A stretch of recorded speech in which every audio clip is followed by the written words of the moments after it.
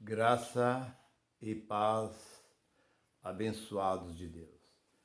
Eu saúdo a todos os meus irmãos que estão na graça e aqueles que estão em outras denominações. Não importa a denominação, a religião que você está, mas que Deus te alcance e continue derramando da graça sobre todos aqueles que crêem na bendita, gloriosa palavra do Senhor.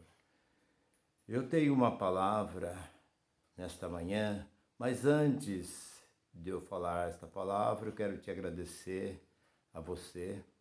Eu sou Nilson Queiroz, do canal Verdadeira Graça.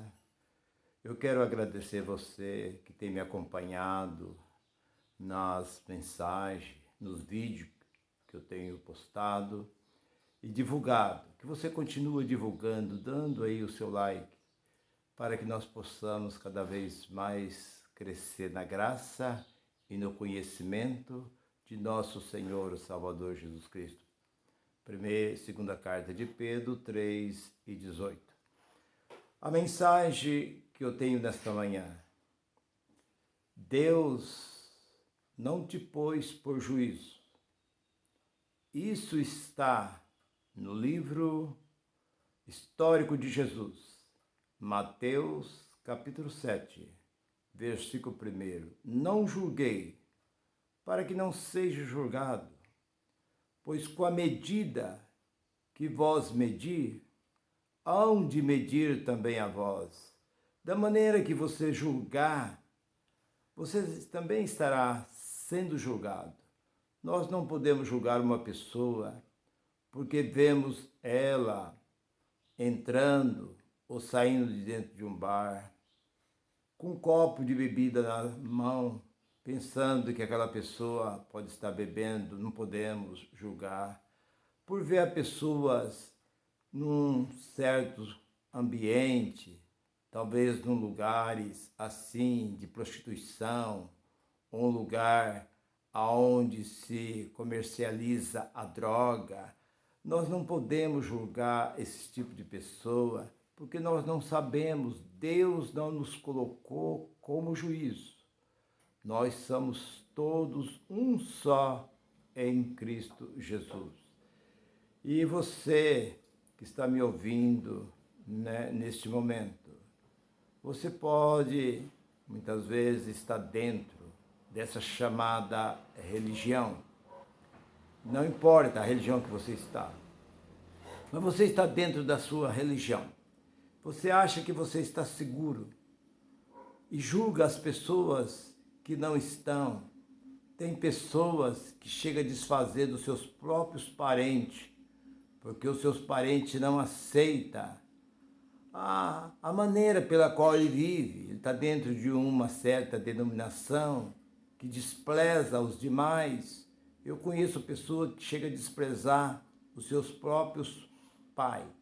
Então nós vemos essas religiões chamada igreja. A palavra igreja tem um significado.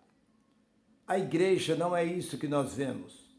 Quem criou este salão foi Constantino, no início do quarto século. Ele criou um salão e colocou o nome de igreja, e colocou a placa, Igreja Católica Apostólica Romana. Mas a palavra igreja, ela vem do grego, sair para fora. Muitas vezes você está tanto tempo dentro dessa denominação e não sabe o que significa igreja. Igreja, ela não tem parede, ela não tem porta, ela não tem cobertura, ela não tem banco, ela não tem púlpito, ela não tem coral, não tem equipe de louvor, ela não tem dirigente, ela não tem nada disso. A verdadeira igreja são vidas. Somos nós que somos a verdadeira igreja de Cristo.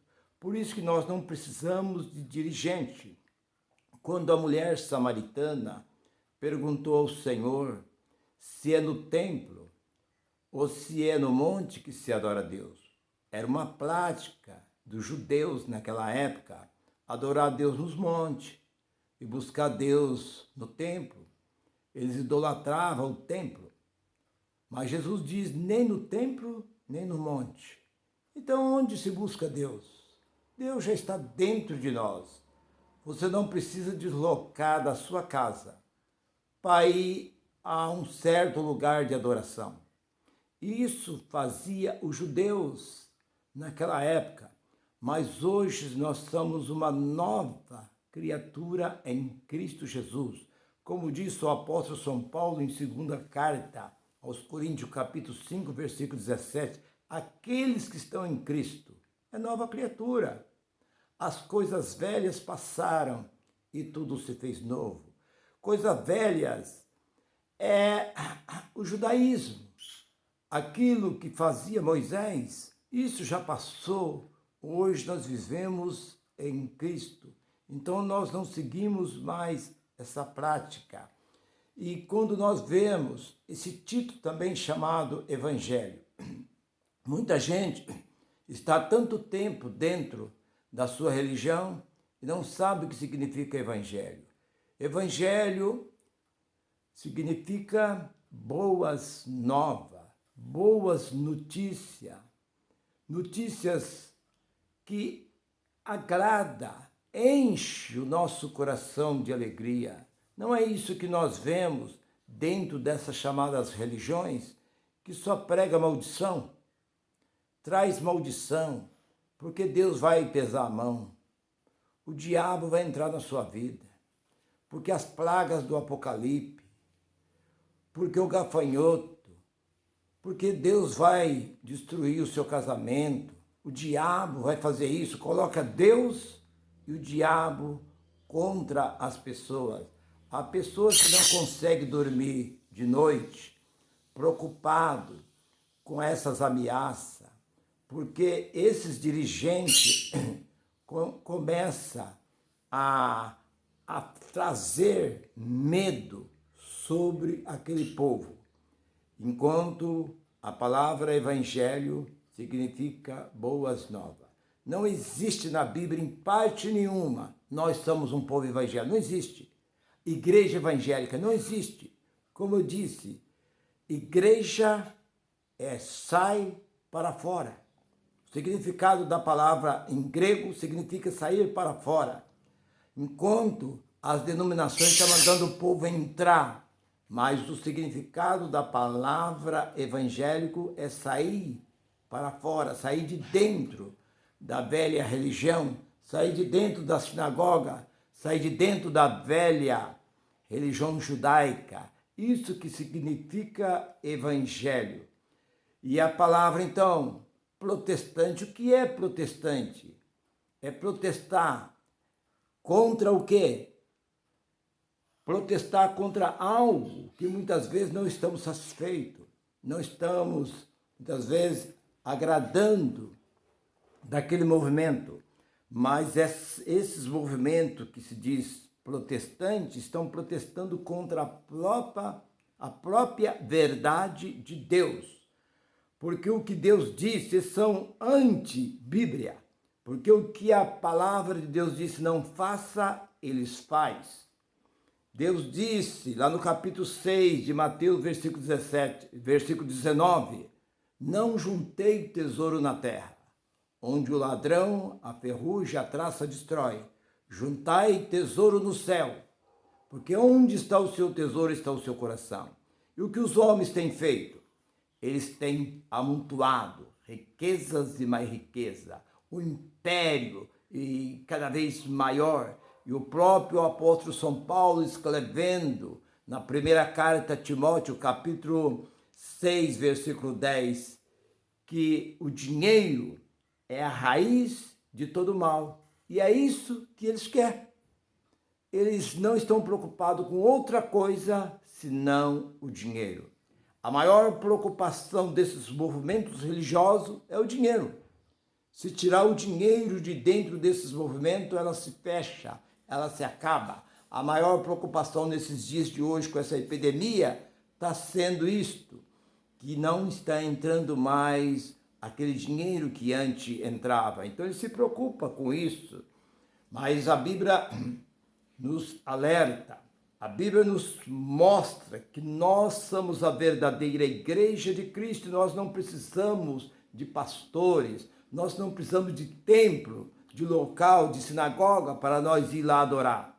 Nós adoramos a Deus aonde nós estamos e nós não precisamos. O marido não precisa da esposa para cuidar da vida dele. E nem a esposa precisa do marido para cuidar da vida dela. Ela sabe o dever dela e ele sabe o dever. Assim também nós, como cristão, como aquele que tem o Espírito Santo dentro de nós, nós não precisamos de ninguém para nos aconselhar, para nos cuidar, porque nós temos o verdadeiro Espírito Santo sobre a nossa vida. E olhando para esta palavra, não julguei, para que não seja julgado. Porque da forma que você julga, você também será julgado. Na medida que vós medir, hão de medir também a vós. Porque Deus não vos colocou como juízo. Você não é juízo para você, olhar para o seu irmão, para a sua irmã e falar contra o seu irmão e contra a sua irmã. Eu estou dizendo isso porque quarta-feira eu trouxe uma palavra falando sobre a Igreja Católica e falei também sobre o Espiritismo, que eu tenho visto grandes obras que essas religiões têm feito e não tenho visto nada que essa chamada religião evangélica tem feito para o povo. Eles têm feito para eles, construindo templos, catedrais e comprando emissoras e cada vez mais crescendo o seu império. Eu não sou favorável nenhuma nem outra. Eu sou realista. Eu gosto da verdade, gosto da realidade. E a palavra disse: não julguei para que não seja julgado. Eu falo isso por experiência própria. Mais de 40 anos dentro deste movimento. Eu sei muito bem do que estou falando. Eu vejo pessoas que muitas vezes vão testemunhar. Testemunha não, testemunhar, que não é nem testemunha, é triste.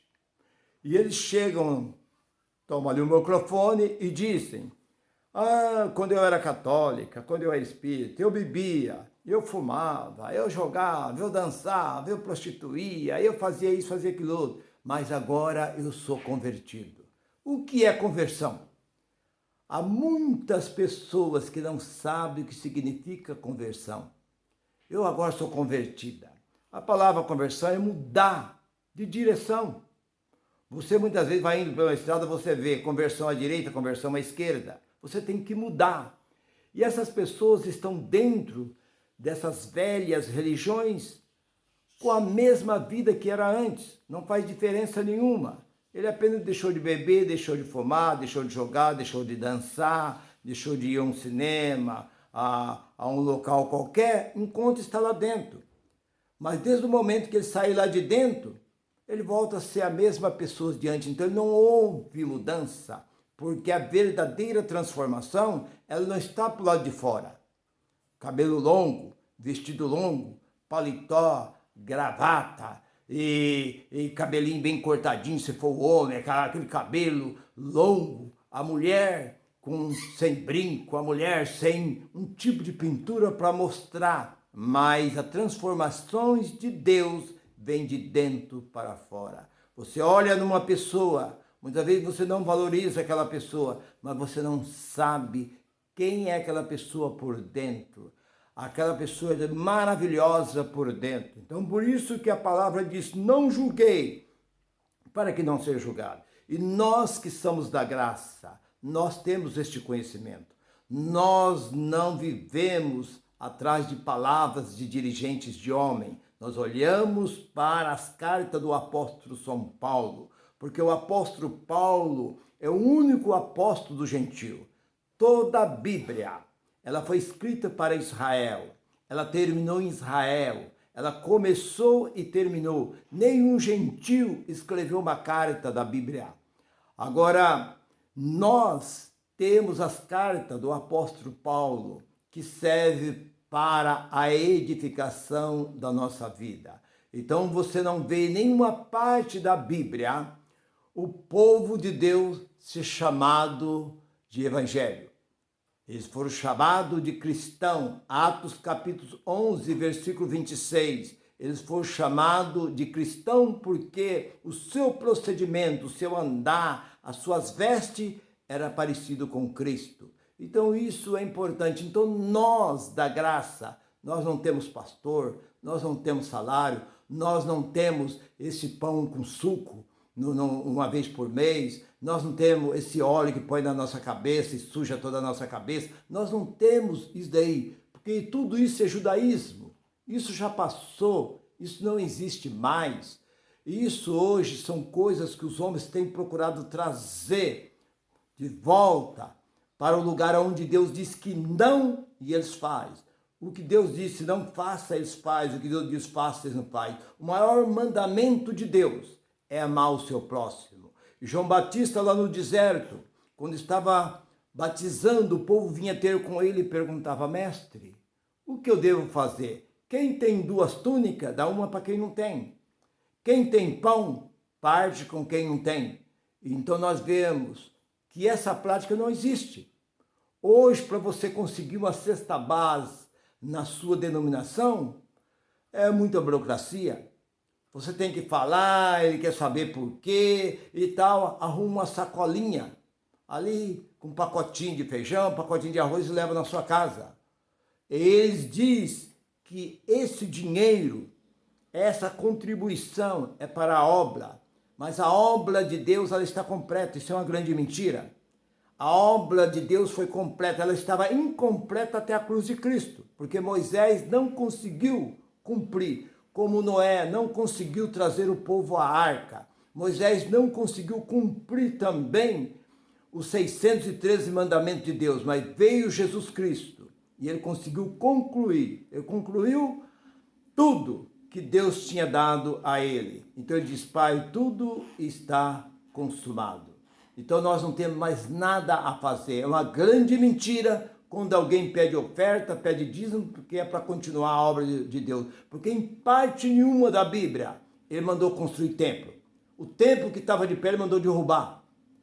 Foi derrubado por Tito por ordem de Deus. Aqui já estava determinado por Deus para derrubar, porque era uma grande idolatria que existia em Jerusalém, no meio do povo Israel. Então Deus mandou destruir, porque o templo hoje somos nós. Deus habita em nós. Então você que está me ouvindo nesta manhã, fique com esta palavra. Crê somente que você não deve julgar para que não seja julgado. Você deve olhar para aquele ou aquela e ter como seu irmão. Se você ainda não conhece a graça, eu sei que é um pouco difícil para você.